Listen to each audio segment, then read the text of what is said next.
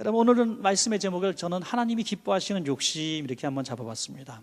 욕심이라고 하는 것은 상당히 부정적인 용어죠. 욕심 가지면 안 됩니다. 세상 살아가서 욕심이 사망으로, 그리고 우리의 욕심이 우리 삶을 항상 피폐하게 만들고 안달나게 만듭니다. 또 죄를 짓게 만듭니다. 그래서 욕심은 절대로 해야 될 것이 아니고, 성경에 보면 자족하라, 만족하라 이런 말씀이 너무너무 많이 나오죠. 그런데 우리 자녀들에게 엄마 아빠들이 욕심부리라고 얘기하죠. 뭐라고 얘기합니까? 공부해라. 공부에 좀 욕심을 가져라 이놈아. 먹는 것만 욕심 부리지 말고 막 이러잖아요. 그러니까 공부에 욕심을 가져라. 공부에 좀 열정 갖고 이렇게 해라, 그런 뜻이겠죠. 그래서 이 하나님이 기뻐하시는 욕심이 분명히 있다는 것입니다. 오늘 엘리사가 보여준 그 영적인 것에 대한 갈망, 그 갈망은 하나님이 기뻐하시는 욕심이 된 줄로 믿으시기 바랍니다. 우리 금년에 많은 소망이 있고, 또 삶에 눈에 보여지고 만져지고 우리가 사는 삶의 영역에서 이렇게 됐으면 좋겠다, 저렇게 됐으면 좋겠다, 우리가 간절하게 애타고 소원하는 많은 것들이 있습니다. 기도 제목을 이렇게 내도 본인 거, 부모님 거, 자식들 거, 손주 손녀 거, 뭐 회사, 기타 등등 학교 입학, 너무나 질병에서 또 해방되는 거, 많은 것들을 쭉 적어놓은 것들을 많이 봅니다. 굉장히 중요한 기도 제목이고, 그런 것들도 사실 금년에 해결받아야 돼 굉장히 중요한 제목들입니다. 그러나 그런 것들도 하나님이 기뻐하시는 기도 제목이 되겠지만, 만약에 하나님께서 그 제목을 읽으실 때에 야, 정말 좋은 것에 욕심을 부리는구나, 정말 이렇게 우리 사랑하는 성도가 이렇게 내 소원을 가지고 갈망하고 있구나 하는 그런 제목이 있다면, 욕심 부리는 기도의 소원이 있다면 하나님이 얼마나 기뻐하실까 하는 거죠. 어느 날 텔레비전에 아들이 나오네요. 보니까 고등학생인데 도서관에서 열심히 공부해. 이거 기자가 이제 시험 얼마 안 남았습니다. 힘들지 않으세요? 힘들죠. 근데 그렇게 열심히 공부하세요? 저는 부모님이 너무너무 고마워서 우리 부모님한테 효도하려고 공부를 이렇게 하고 있습니다. 우리 부모님은 너무나 좋으신 분이고요. 잘 이렇게 하면 그걸 텔레비전으로 엄마가 딱 보고 있어요. 와, 얼마나 기분 좋겠어요. 만약에 그렇게 말하는, 죽지 못해 하는 겁니다. 집에 가면 엄마가 쫓아낼 거 뻔하기 때문에 여기서 나와서라도 놀아야 됩니다. 이렇게 얘기하면 죽은 목숨이자 집에 가서. 하나님이 기뻐하는 욕심에 대해서 제가 말씀을 드리고 있습니다. 우리가 그런 욕심을 부릴 때 하나님이 흐뭇해 하시고, 금년에 내가 꼭 이 복을 이루어 줘야겠다, 내가 구하지 않은 것도 줘야 되겠다 하는 그런 욕심이 우리 가운데 한 가지라도 오늘 생각나시는 분은 복 있는 줄로 믿습니다. 그 욕심이 우리에게 있느냐? 여러분, 엘리사는 그 위대한 스승 엘리야의 그늘에 있는 사람입니다. 우리가 구약시대의 가장 위대한 정도를 들려면 우리가 아브라함, 모세, 엘리야 이렇게 수순으로 들잖아요. 그러니까 엘리야는 그 신약에서 말하자면 가장 충만한, 성령 충만한 종으로 이렇게 생각할 수도 있어요. 뭐 성령의 임재를, 강력한 핵폭탄 같은 임재를 말할 때 우리는 마가의 다락방 이렇게 얘기하죠. 사도 베드로와 또 바울의 이런 사역들을 얘기합니다. 구약에서 얘기할 때 성령의 제단을 얘기할 때 꼭 불을 내린 제단, 엘리야의 제단을 얘기합니다. 그래서 엘리야의 하나님, 나의 하나님 찬양도 부르고요. 성령의 강력한 임재를 내리신 구약의 정말 대단한 하나님의 종입니다. 그 그늘 밑에 지금 엘리사라는 별로 유명하지 않은 존재가 있는 거죠. 엘리사는 자기 혼자만 수제자가 아니라 별로 그렇게 주목받지 못한 제자 중에 그냥 한 사람입니다.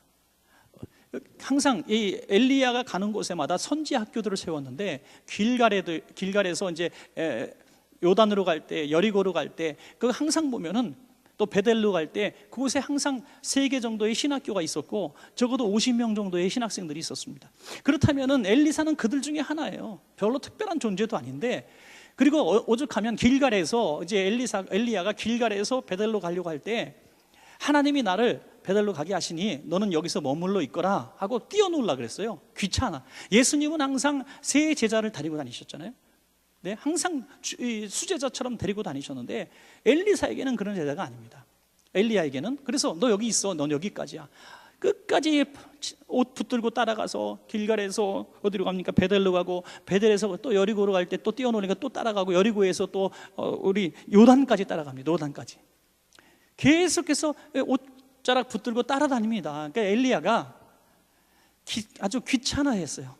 아주 피곤하고 지쳐했습니다. 그 정도로 강력하게 엘리야를 따라다니는 사람이었기 때문에 그가 엘리야로부터 내 소원이 무엇이냐, 나 이제 하나님의 부름을 받을 테니까 너를 위해서 내가 무엇을 구해줄까, 내가 간절하게 기도해 줄 테니 뭘 원하느냐라고 물어봤습니다. 그때 하신 말씀이 무슨 말씀입니까? 2장 9절이죠. 당신의 성령이 하시는 역사가 갑절이나 내게 있기를 원합니다. 내게 있게 하소서. 옛날 성경에는 갑절의 영감을 달라 이렇게 말했는데 사실 이 번역에 조금 더 옳은 것 같아요. 당신의 성령이 하시는 역사, 당신을 통해서 성령님이 역사하신 그 역사들, 그것에 갑절, 배를 저에게 부어주셔서 제게도 성령의 역사가 갑절로 일어나도록 도와주십시오. 여러분, 굉장히 보면은 우리가 딱 생각할 때 버릇 없어 보이는 것 같죠. 저는 스승님 같은 정도로 만족 못합니다. 스승님보다 2배 정도는 제가 좀 뛰어나야 되겠습니다. 굉장히 기분 나쁠 거예요. 우리 부목사님들이 참 겸손하고 좋으신데 제가 목사님 어떤 목사님 되고 싶어요? 그랬더니 저한테 그래요. 문 목사님보다는 2배 정도 뛰어난 목사가 되고 싶어요. 그러면 살짝 기분이 나쁘겠죠. 그렇게 되기를 원하나 하고 다는 뒤돌아서 그러면 안 되지. 그래도 면전에 두고 그런 말을 할 수가 있니? 이렇게 할 수가 있을 거예요.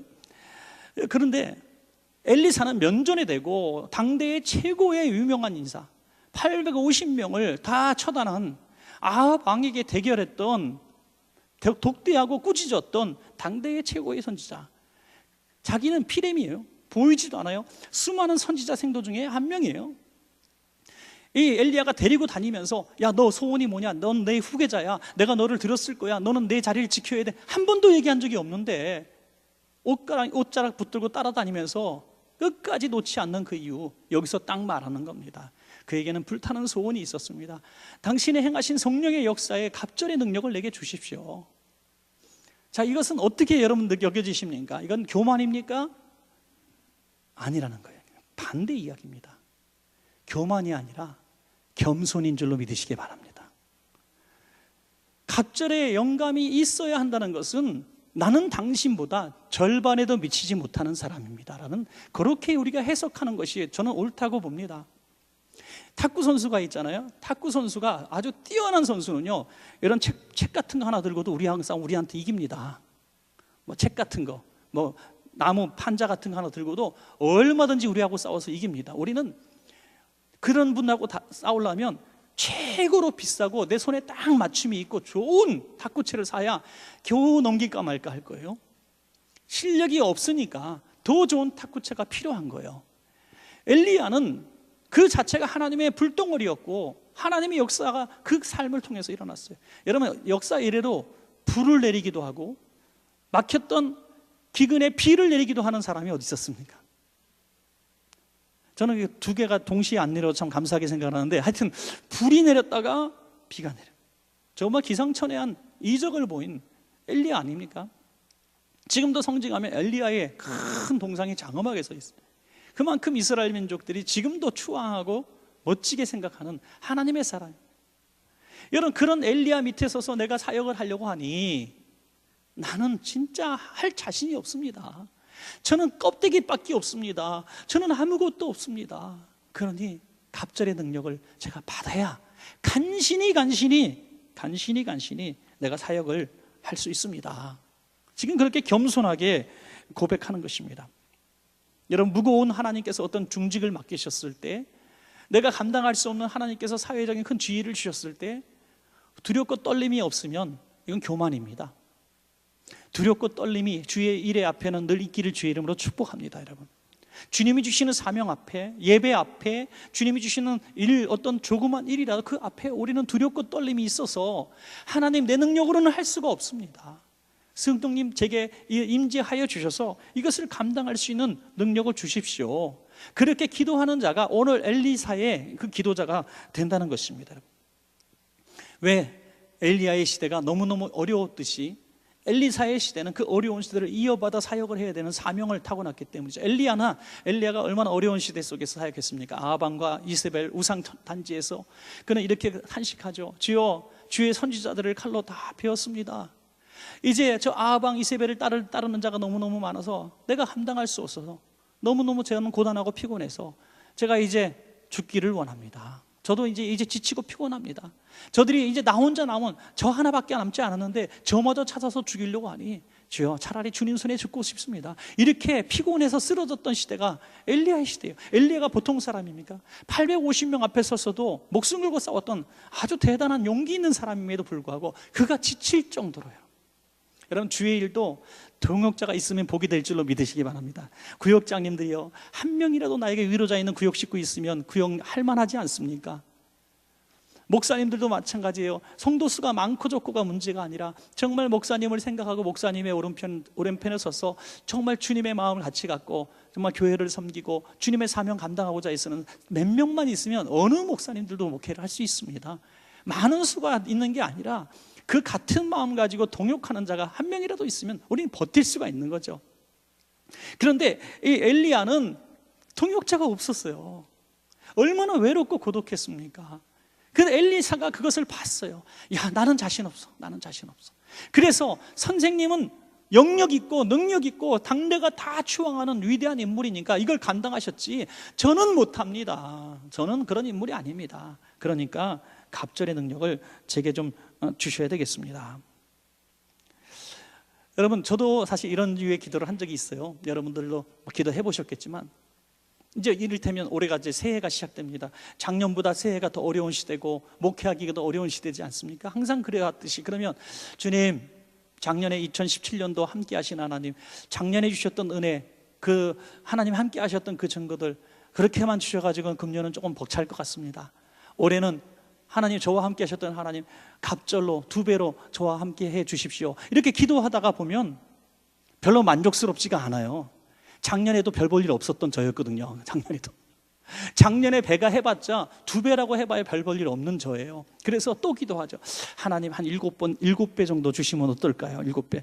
그러다가 조금 생각하니까 또 불평이 나와요. 작년에 7배라고 해봐야 별 볼 일 없는 거예요. 제가 작년에 7배 영역을 받아봐야 저라는 인간은 별로 하나님이 쓰실 것 같지 않아. 그래서 7배도 안 될 것 같아. 그래서 제가 딱 깨달은 진리가 있어요. 주여, 엘리사의 영역을 갑절로 주십시오. 야, 엘리야의 따따블이 딱 되는 거예요. 전문 용어 나와서 죄송합니다만 하여튼 이렇게 성경에 있는 것을 쓰니까 확신이 생기는 거예요. 주여, 엘리사에게 주셨던 영감에 갑절 성령 충만을 제게 주십시오. 왜? 내 힘으로 내 능력으로는 아무것도 할 수 없는 것을 제가 인정할 수밖에 없기 때문에 오늘 주님 앞에 그렇게 기도하는 것입니다. 그것을 우리 하나님은 기쁘게 여기신 줄로 믿습니다.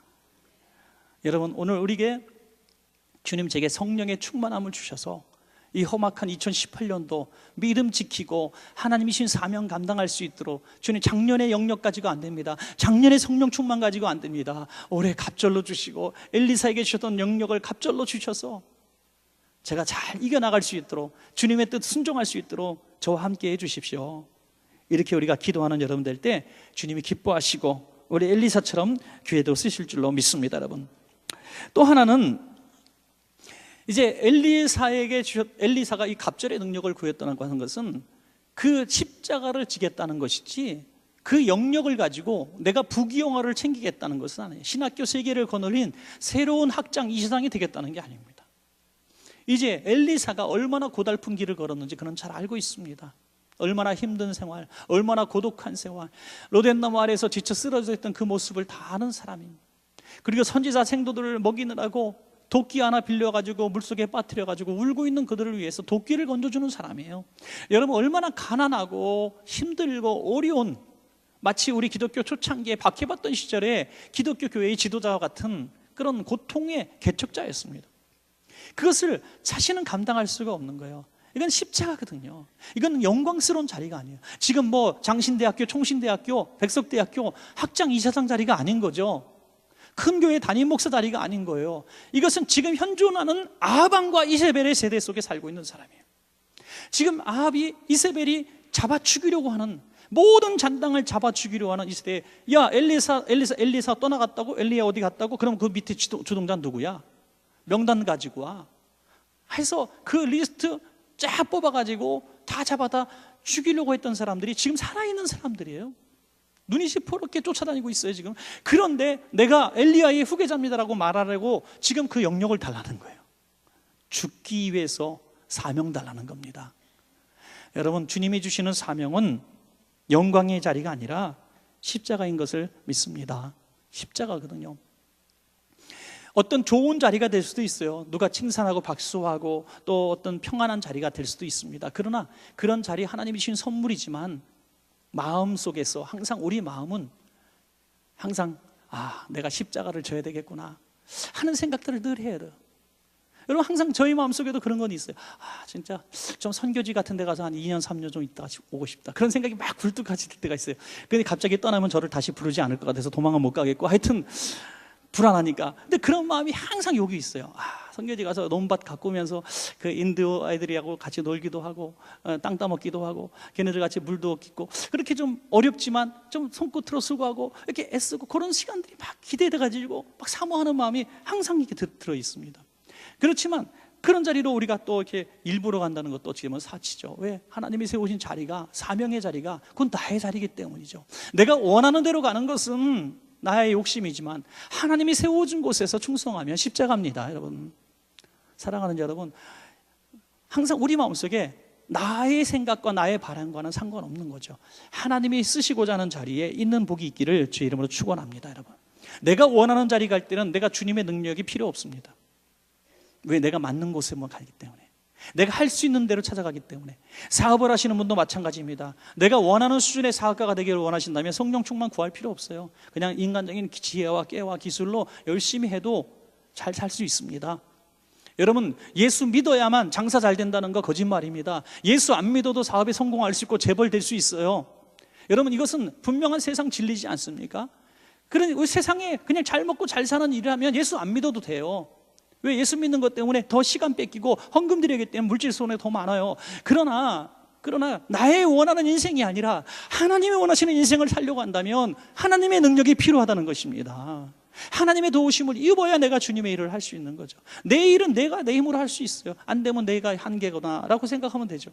그러나 하나님의 일은 내 힘으로는 시작도 할 수가 없는 것입니다.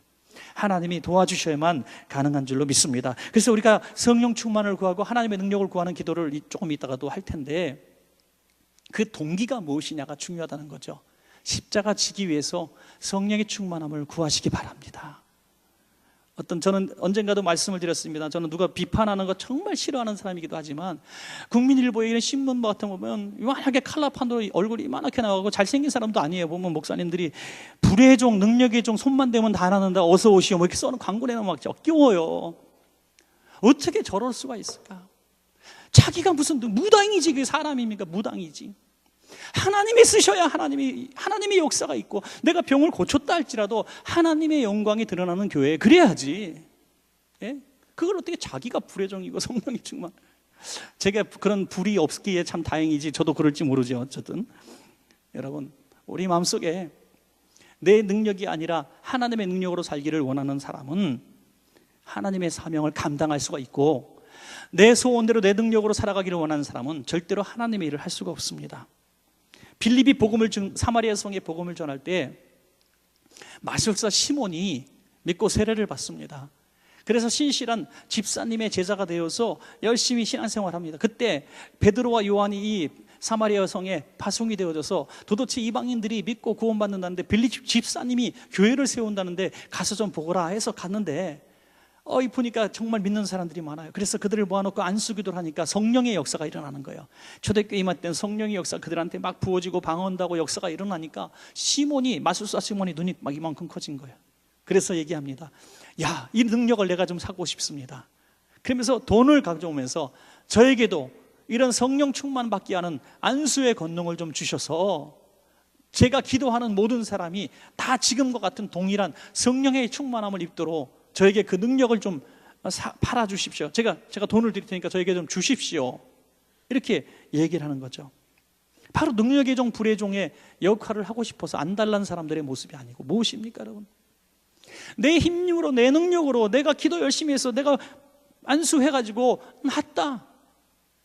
저는 하나님이 그래서 그런 사람들이 목회하는 곳은 질병이나 이런 게 낫지 않고 이사 가서 다른 교회 갔는데 그때 거기서 낫게 하시는 것 같아. 왜? 하나님의 이름을 부끄럽게 할까 봐. 그래서 우리는 기적이 많은 교회가 되기를 원한다면 우리가 죽어지고 하나님의 이름만 높여야 기적이 일어나는 교회가 될 줄로 믿습니다. 여러분, 사업에도 성공하시길 원한다면 사업에 성공했을 때 내가 잘해서, 내가 이렇게 해서, 내가 저렇게 해서 성공했습니다라고 간증하려고 한다면 하나님은 그 사람은 복을 주시지 않습니다. 하나님은 속지 않으시기 때문에 하나님의 영광입니다, 하나님이 하셨습니다, 저는 이렇게 실패하고 저렇게 실패하고 또 실패했는데 하나님이 거저 얹어주셨습니다, 저는 아무것도 아닙니다, 그래서 이 모든 것들이 주님의 것이니 주님 뜻대로 저는 쓰고 있습니다, 이렇게 얘기할 사람은 하나님이 아시기 때문에 그 사람을 재벌을 만들어 주시는 것입니다. 여러분 믿으십니까? 2018년도 하나님의 영역을 받는다는 것은 사명이 십자가기도 하지만 내가 하지 못했던 어마어마한 일을 하는 하나님의 능력이 주어지는 것을 믿으시기 바랍니다. 그럼 비워야 돼요. 비워야 돼. 베드로가 이르되 내가 하나님의 선물을 돈 주고 살 줄로 생각하였으니 내 은과 내가 함께 망할지어다. 여러분 연초만 되면 점집, 타로 이런 거 많이 된다 그래요. 저는 타로 이거 대학생들 그냥 카드 재미로 뽑는 건 줄 알았어요. 여러분 혹시 뭐 그거 뽑으신 분들 있어도 저를 눈을 똑바로 뜨고 저를 쳐다보시기 바랍니다. 제가 다 보면 아니까.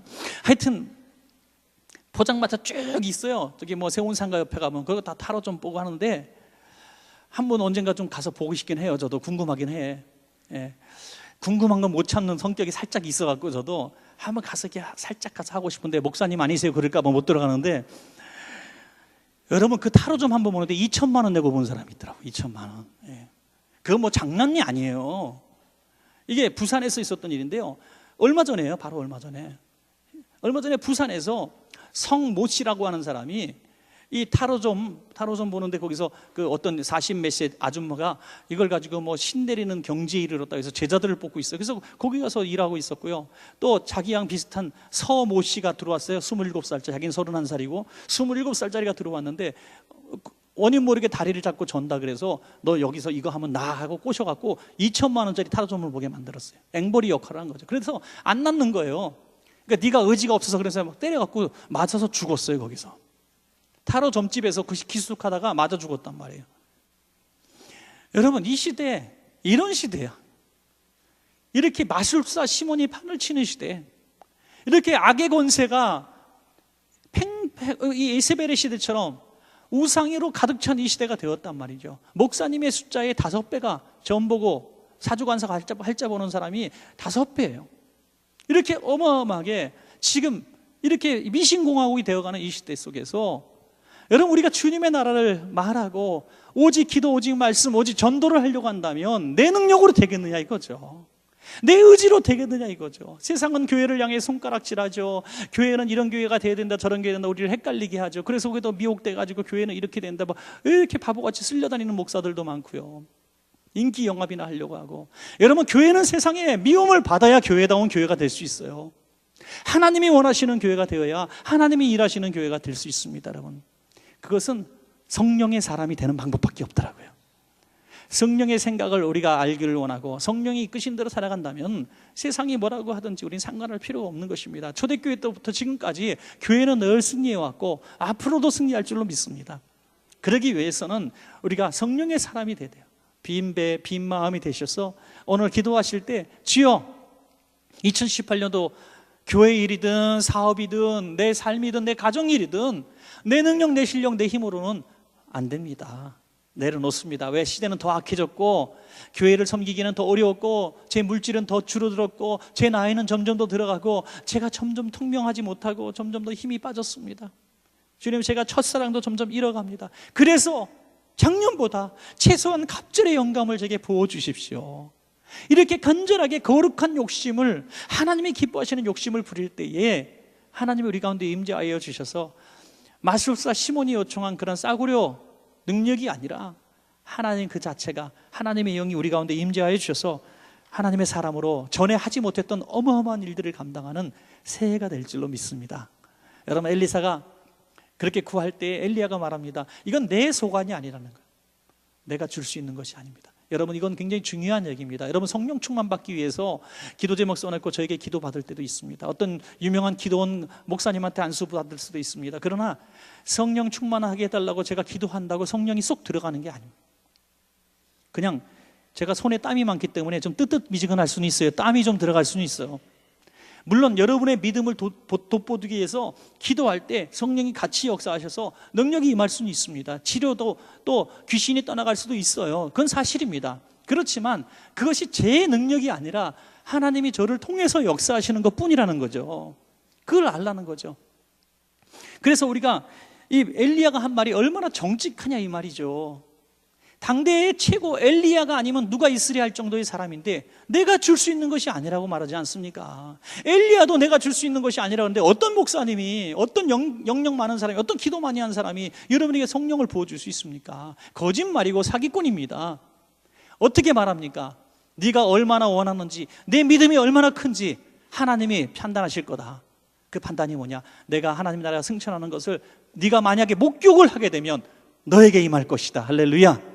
그런데 오늘 읽으신 말씀 보니까 엘리사가 목격하는 순간에 그 하나님 나라의 회오리바람처럼 들려 올라가는 것을 목격한 줄로 믿으시기 바랍니다. 이것은 해답이 된 것이죠. 엘리야에게 있던 능력의 갑절이 영감이 들어갔고, 엘리사는 적어도 성경에 기록된 것만 14가지 이적을 베풀었어요. 적어도 어마어마한 14가지 기적을 베풀었고요. 더 놀라운 사실은 엘리야가 가장 패역한 시대에 아합과 이세벨로 인하여 이스라엘을 망친 주력들로 인하여 그렇게 고통을 받고 그렇게 쫓겨다니고 그렇게 멸시를 당했는데, 바로 그 수제자인 엘리사가 안수기도하여 왕으로 세운 예후가 그 이세벨을 처단하고 그 아합의 자식들을 처단한 줄로 믿으시기 바랍니다. 역전의 승리를 그 제자가 한 거예요. 할렐루야. 갑절의 능력이 있었기 때문에 엘리야가 하지 못한 일을 엘리사가 행한 줄로 믿으시기 바랍니다. 여러분, 우리 세대보다 우리 원천의 우리 후손들의 세대, 중고등부 세대, 우리 주일학교 세대가 좀 더 강성한 하나님의 사람이 돼서 이 나라를 복음화시키고 세계를 향해서 복음을 증거하는 나라가 될 것을 기대합시다. 왜 우리가 이 시대를 판단하면서 앞으로 기독교 인구가 감소할 것이고 교회는 문 닫는 유럽교회가 될 것이고 왜 그런 소리를 자꾸 하냐 이거예요. 엘리야 시대도 하나님이 쓰셨지만 엘리사 같은 인물들이 우리 교회 안에도 준비되어 있다는 것입니다. 나올 줄로 믿습니다. 우리가 그런 기도하는 마음으로 오늘 하나님께 나를 써달라고, 우리 후손을 써달라고 기도하도록 하겠습니다.